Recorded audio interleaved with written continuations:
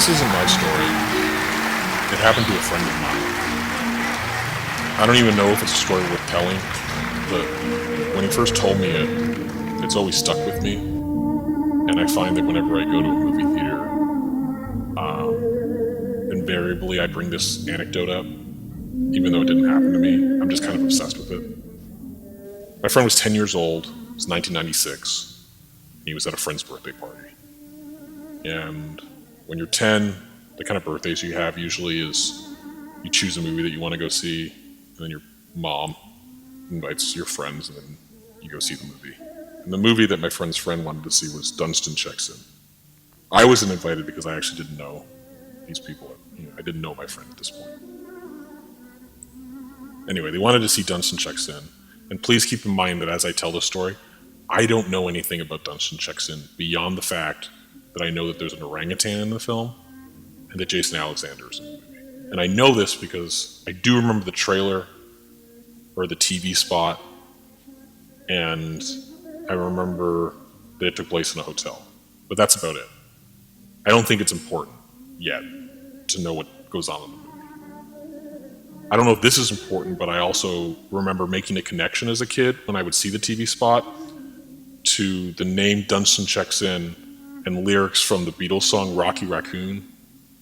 I would like sing Rocky Raccoon with new lyrics like DUNSTON checks in, stinking of gin, only to find Gideon's Bible.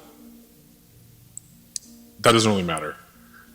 Anyway, my friend is watching the movie, and because it's the 90s, the film is of course being projected on 35mm film, so there are reel changes. And at one point, either the projectionist missed a reel, or the projector just broke. Whatever the case is, the movie dies. The frame just freezes and burns up, and after a second, so does the light of the projector, and now everybody in the theater is in complete darkness. And it's a theater full of kids, and it's completely dark, so the kids start freaking out. But before panic sets in, a voice rises above the rest. It's one of the parents, and they tell everyone to be calm. They tell everyone to be patient, that the movie theater is going to fix the film. It's going to start up again soon. And in the meantime, why don't we all play a game together? So the kids hear that they're going to play a game, and so some of the kids start asking, well, what game are we going to play? They're getting excited, I guess. And the voice says, we're going to solve the mystery of the movie.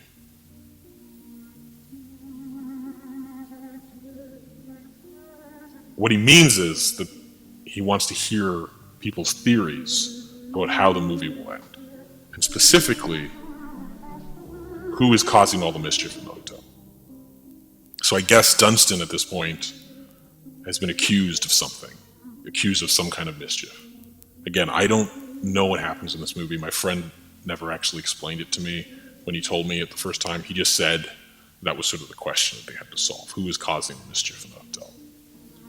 And I guess that means that Dunston's been framed. And I never asked any follow-up questions. I just assumed that the answer must be Jason Alexander.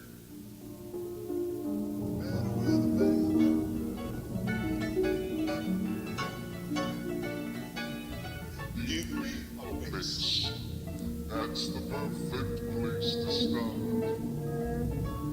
Then add a drummer with rhythm and you're sure to reach my heart.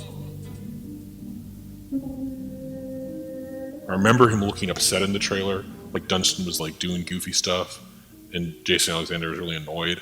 So I kind of assumed that like Jason Alexander is a guy who owns a hotel or works at a hotel, and a monkey checks in, an orangutan, I should say.